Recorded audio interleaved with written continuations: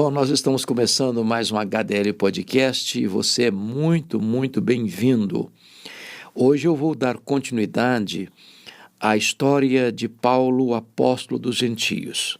Já fizemos a primeira parte e agora vamos encerrar acerca da biografia deste que foi o maior apóstolo, o maior pregador, o maior evangelista, o maior teólogo, o maior plantador de igrejas da história do cristianismo, o maior escritor do Novo Testamento. Hoje vamos olhar a segunda parte da vida de Paulo, o apóstolo dos gentios. Não vá embora não, fique aí porque logo depois da vinheta nós vamos continuar. Pois bem, já vimos até agora então sobre Paulo, como ele nasceu em Tarso da Cilícia, como ele cresceu e se fortaleceu em Jerusalém, como ele foi convertido na estrada de Damasco, como ele foi batizado em Damasco, como ele foi preparado pelo próprio Senhor Jesus durante 3 anos lá no deserto, onde ele recebe a revelação do Senhor Jesus, releu o Antigo Testamento na Arábia. Vimos como ele já saiu da Arábia e retorna a Damasco, como quiseram matá-lo em Damasco, então ele foge e sobe para Jerusalém, como ele é rejeitado a princípio, depois por Barnabé, aceito pelos apóstolos, como ele começa a pregar na cidade de Jerusalém, como os helenistas então resolvem matá-lo, a igreja diz para ele ir embora, ele não quer ir, Deus manda ele embora, ele não quer ir, então ele é tirado de certa forma a reboque de Jerusalém, levado para Cesareia Marítima e de lá enviado de volta para Tarso, a sua cidade natal. Agora nós vamos continuar daqui para frente esta história. Disse para você que ele passou 10 anos praticamente no molho, no anonimato em Damasco. Na verdade, tudo isso não foi por acaso. Deus tem um plano, um propósito em todas as coisas. O que Deus estava fazendo?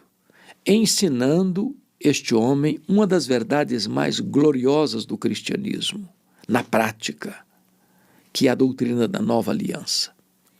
O próprio Paulo é quem vai escrever mais tarde sobre esta doutrina da nova aliança na sua segunda carta aos Coríntios, a partir do capítulo 2, verso 14, quando diz assim: graças, porém, a Deus, que em Cristo sempre nos conduz em triunfo e por meio de nós manifesta a fragrância do seu conhecimento, tanto nos que são salvos como nos que se perdem, para uns cheiro de vida para a vida, para outros aroma de morte para a morte. Mas quem, porém, é suficiente para essas coisas? A pergunta fica no ar, sem resposta.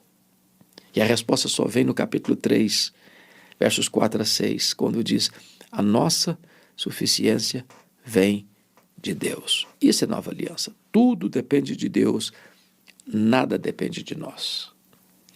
Enquanto Paulo queria abrir porta à força, ele se frustrou. Ele precisava entender que tudo depende de Deus, nada depende de nós. Então, naquela época, acontece um grande despertamento em Antioquia da Síria, a capital, a terceira maior cidade do mundo, só superada por Roma e Alexandria. E a igreja de Jerusalém então manda Barnabé para lá. Quando Barnabé chegou lá, ele ficou impressionado, ele se alegrou em ver a graça de Deus prosperando, lembrou-se de Saulo. Foi lá em Tarsos, buscou Saulo, levou Saulo com ele para Antioquia da Síria e durante 1 ano eles ensinaram uma multidão de discípulos. Então, quando a igreja estava reunida em oração e jejum, o Espírito Santo que governa a igreja disse à igreja: separai-me agora a Barnabé e a Saulo para a obra a que os tenho chamado. É muito importante entender que o Espírito Santo não mandou separar Saulo e Barnabé, mas Barnabé e Saulo. Saulo era o liderado, não o líder. Deus ainda estava trabalhando nele para depois trabalhar através dele. Deus ainda estava ensinando a Saulo a gloriosa verdade da nova aliança. Então, eles partiram encomendados pela igreja, sob imposição de mãos, e acompanha esses dois missionários, o jovem Marcos, primo do Barnabé. Eles chegaram em Pafos e o procônsul Sérgio Paulo se interessa pelo evangelho e o seu mágico, a tiracolo Elimas, tenta impedir o procônsul de ouvir o evangelho, de ser convertido.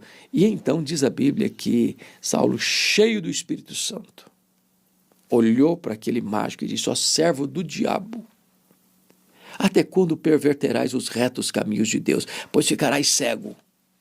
O mágico fica cego. Os olhos espirituais do procônsul Sérgio Paulo são abertos e ele é convertido a Cristo.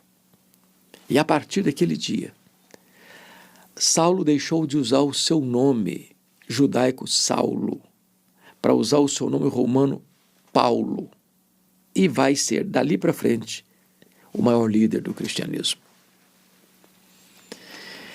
Então, diz a Bíblia que quando ele chega em Perge da Panfilha, que é uma região alagadiça, pantanosa, com forte incidência de malária, o jovem Marcos abandona os dois missionários e retorna para Jerusalém.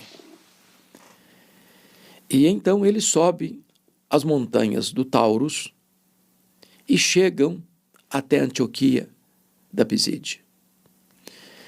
Eu quero levantar aqui um fato com você muito curioso, porque Gálatas 4 nos informa que Paulo pregou o evangelho pela primeira vez na Galácia.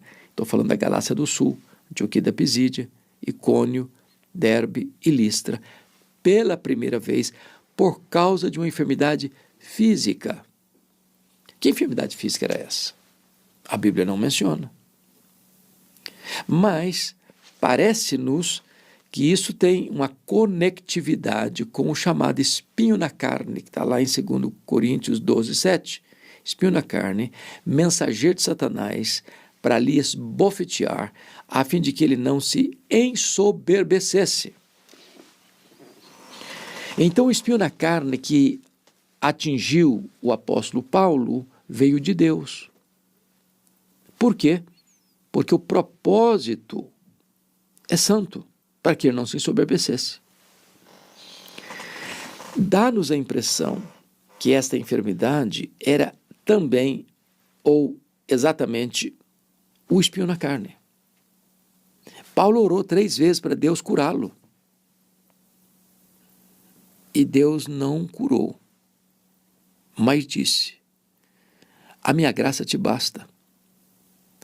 O meu poder se aperfeiçoa na fraqueza. Então, enquanto Marcos volta para a casa da sua mãe em Jerusalém, Paulo e Barnabé sobem as montanhas do Taurus e chega nessa região da Galácia do Sul.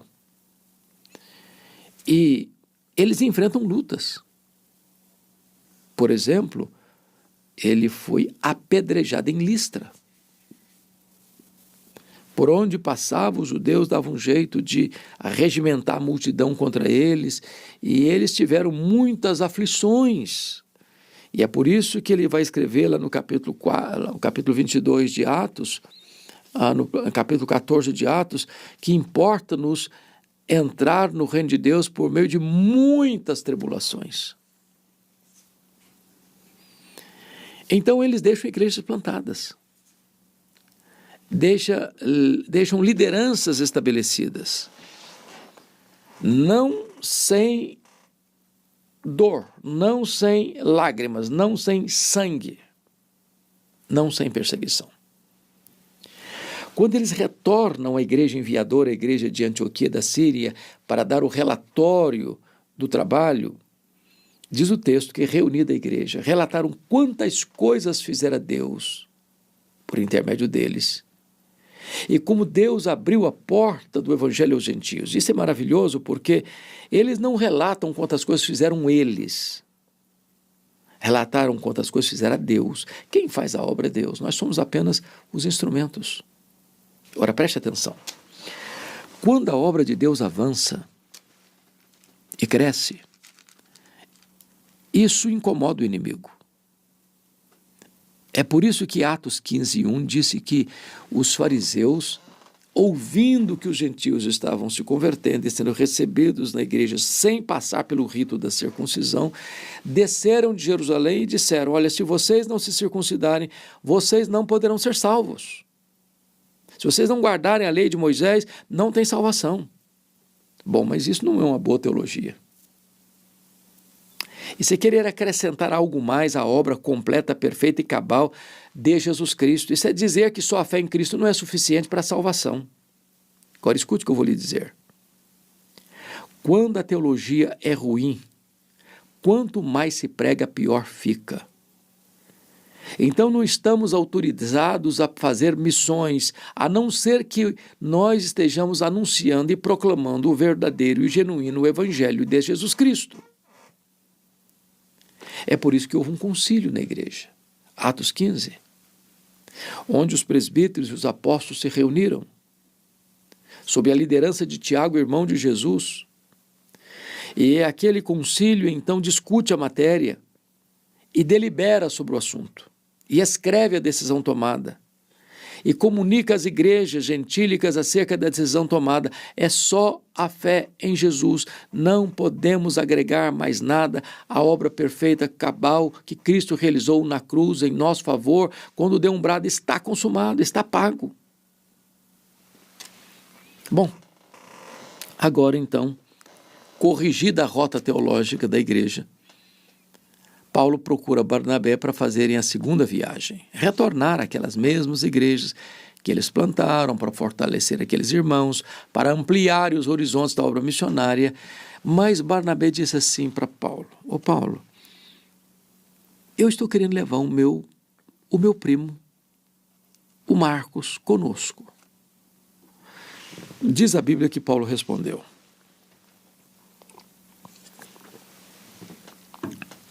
eu não acho justo levarmos aquele que nos abandonou desde perto da Panfilha.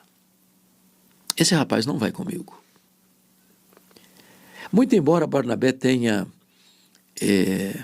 insistido nisso, em levar o seu primo, Paulo radicalizou dizendo: ele não vai comigo. Ele não serve para trabalhar na minha equipe. Ele não joga no meu time. Eu não o quero como parceiro de trabalho. E houve tal desavença entre Paulo e Barnabé por causa do Marcos que não puderam caminhar juntos. Então Barnabé pegou o Marcos e levou para Chipre. Mais tarde Pedro discipulou o Marcos. Marcos foi o primeiro evangelista a escrever. Antes de Mateus e Lucas, foi Marcos quem escreveu o primeiro evangelho. E Paulo pegou Silas, profeta de Jerusalém, e foi para outras regiões. Paulo queria entrar na Ásia, o Espírito de Cristo o impediu de entrar na Ásia.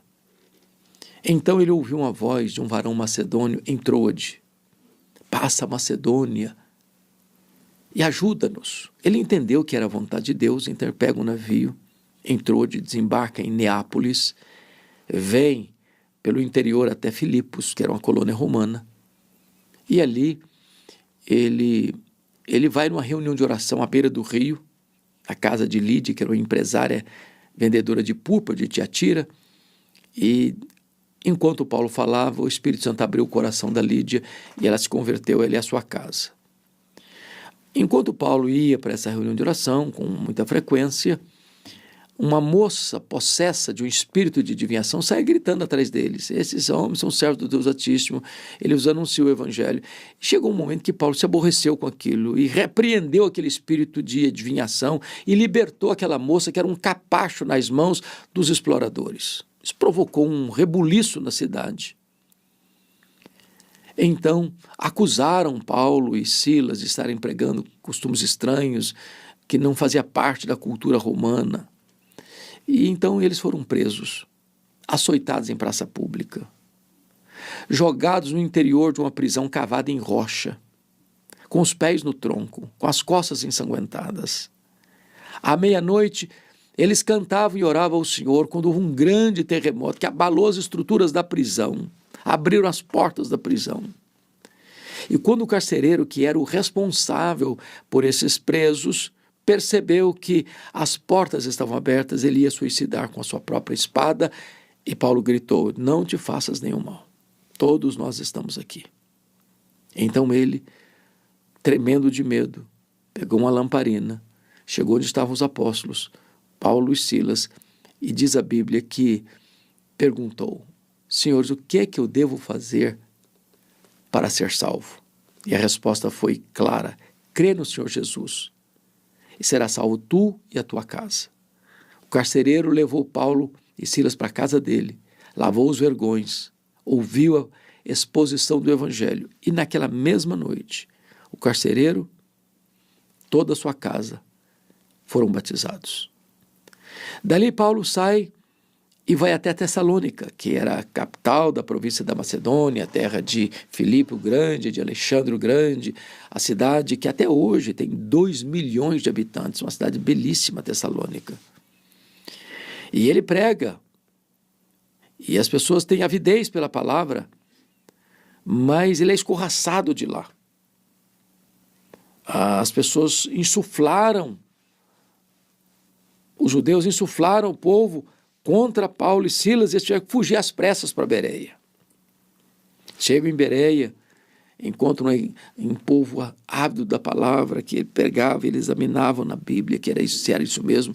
Uma igreja modelo, mas a corja vem de novo para persegui-lo, ele tem que fugir, deixando Silas e Timóteo para trás. Ele foge para Atenas, a capital intelectual do mundo. Quando ele chega nessa cidade, segundo Plínio, tinha mais de 30 mil estátuas dedicadas aos deuses. Era uma floresta de deuses. O espírito de Paulo fica revoltado em face da idolatria dominante na cidade. Ele ia na sinagoga, dissertava lá nas sinagogas, ia na ágora, na praça, todos os dias discutindo ali com os filósofos estoicos, epicureus. Levaram então Paulo ao Areópago para dar justificativa do que ele estava pregando, porque para eles era uma coisa estranha. Ele estava pregando como se fosse estranho os deuses, ele falava de Jesus e da ressurreição. Chamaram-no de tagarela. Então Paulo prega um dos mais belos sermões registrados na Bíblia, em Atos 17, no Areópago, mostrando que o Deus que eles não conheciam, o Deus desconhecido, é o Criador, é o provedor, é o Deus da salvação, é o juiz de vivos e de mortos. E então, houve algumas poucas conversões ali, e ele sai de Atenas e vai para Corinto, que também é uma cidade grega, banhada por 2 mares, o Mar Jônico e o Mar Egeu.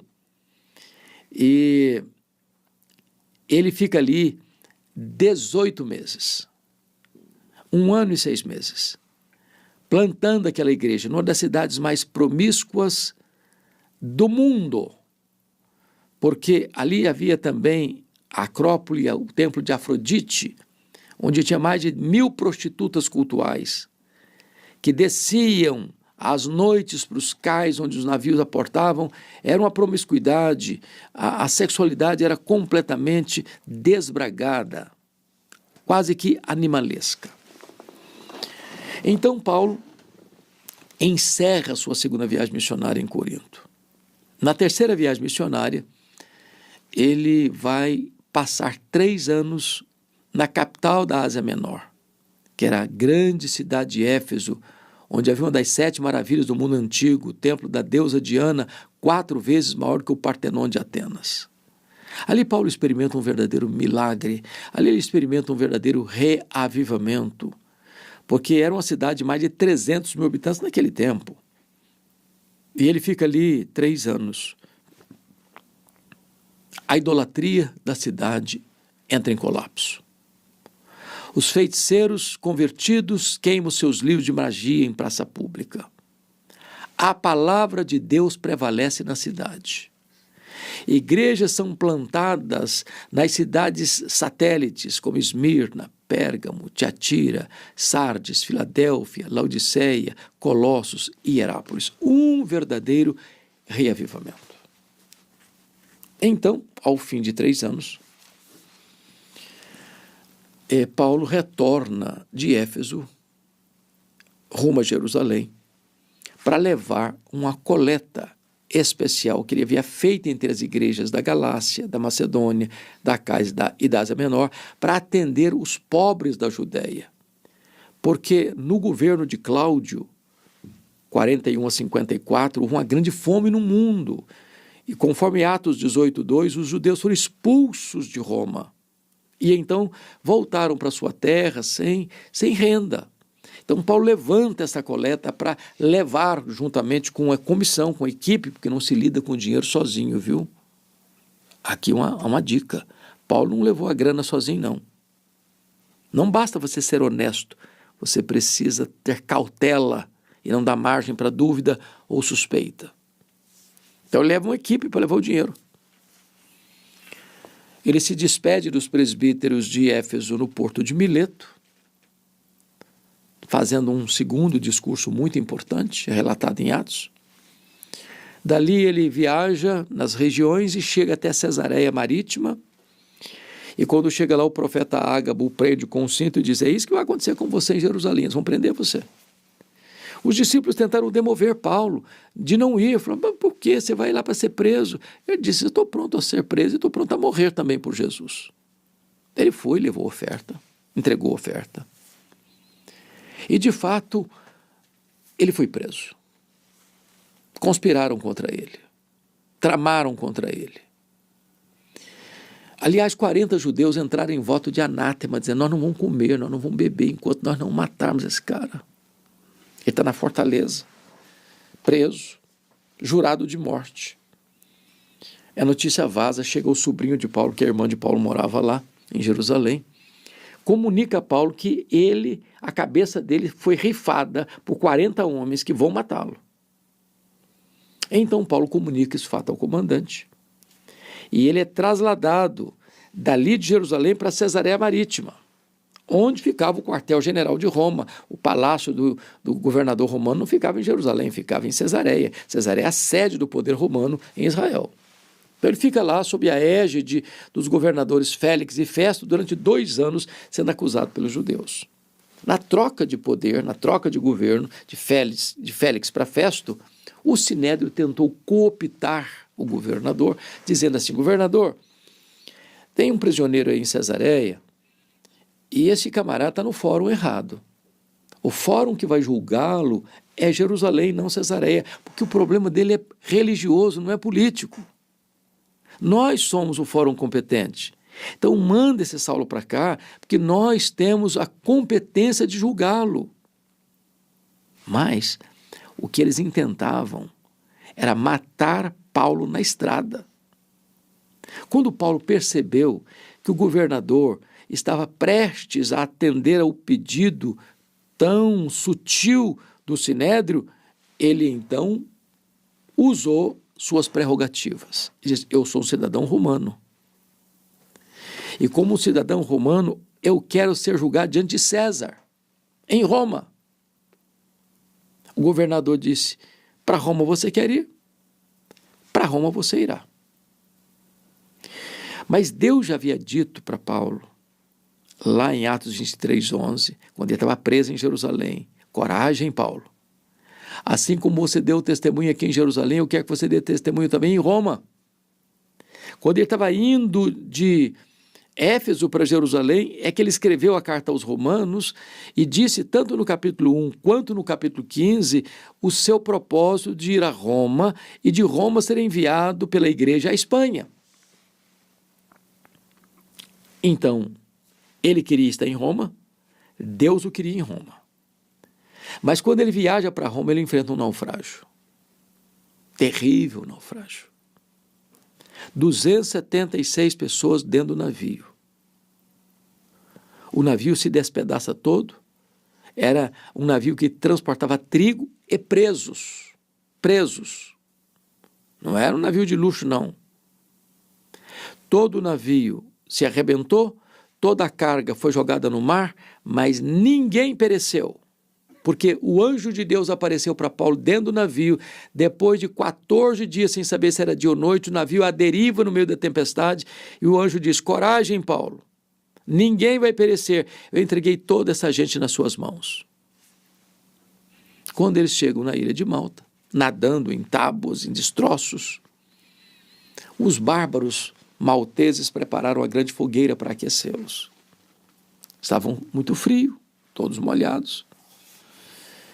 E Paulo foi a primeira, ou melhor, a única pessoa que tentou manter aquela chama acesa, foi para catar alguns gravetos e jogou no fogo. Quando ele joga aqueles gravetos no fogo, uma víbora estava no meio dos gravetos, sai do fogo e prende na mão do Paulo. Os bárbaros gritaram na hora: é um assassino, tendo se livrado do mar, a justiça não o deixa viver, vai cair, vai inchar, vai morrer.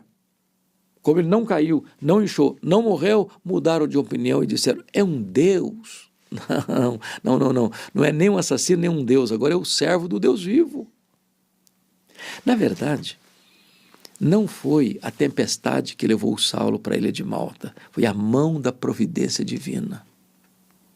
O pai do prefeito estava doente, ele orou por ele, foi curado. Os outros enfermos vieram, Paulo orou por eles, eles foram curados.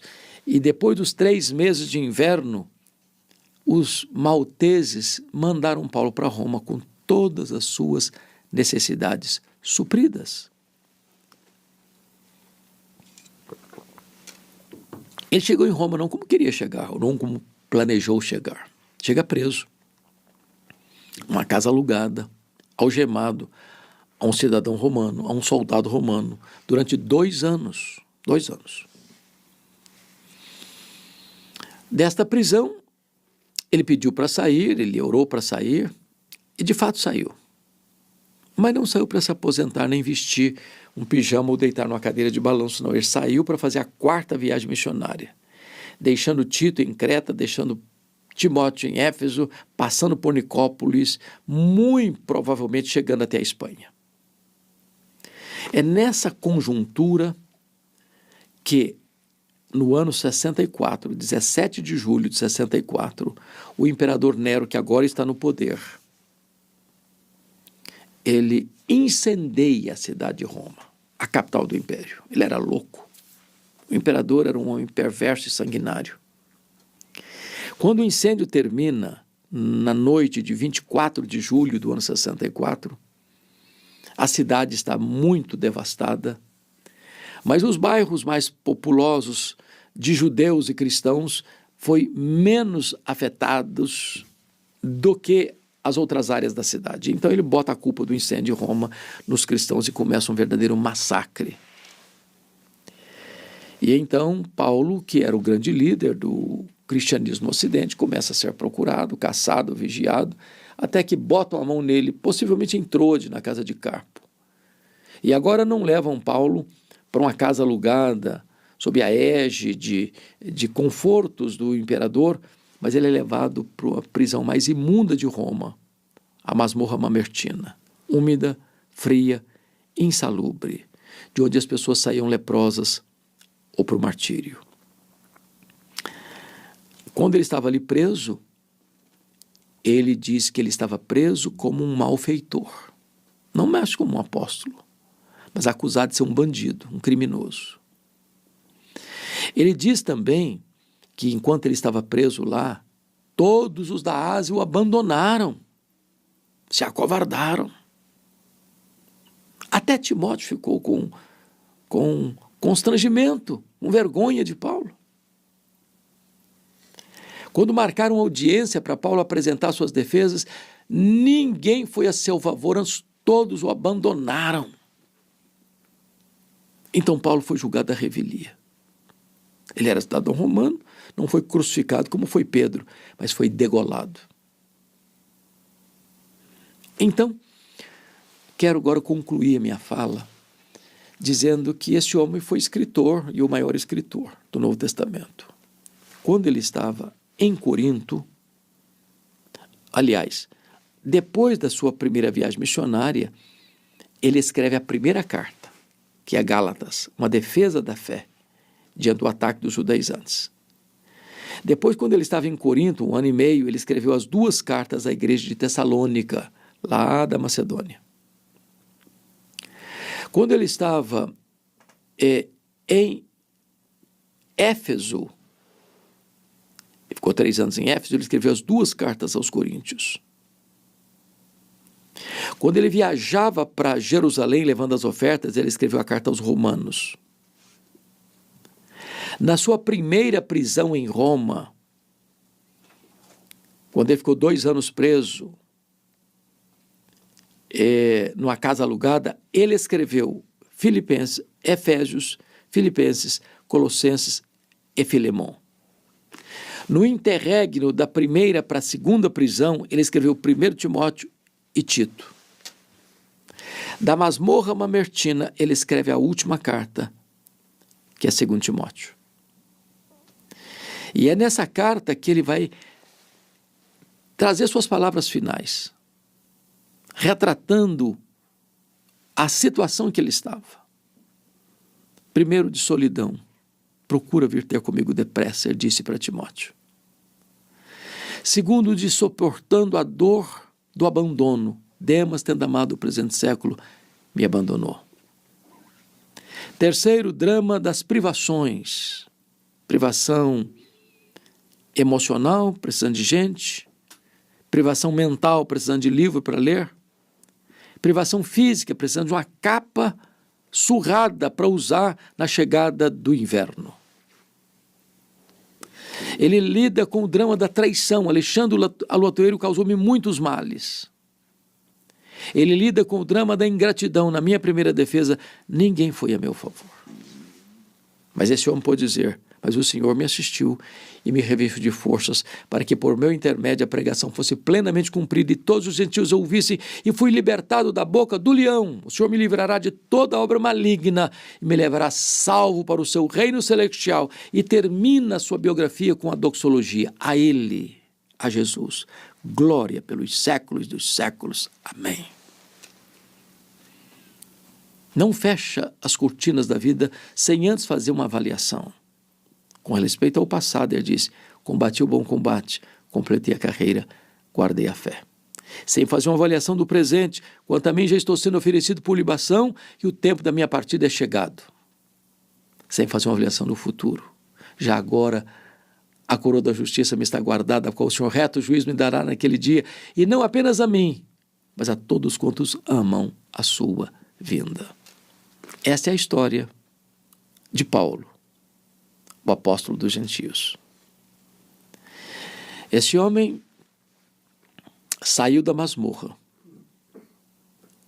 e foi levado ao local da execução. Tosaram o seu pescoço, cortaram a sua cabeça, decapitaram-no,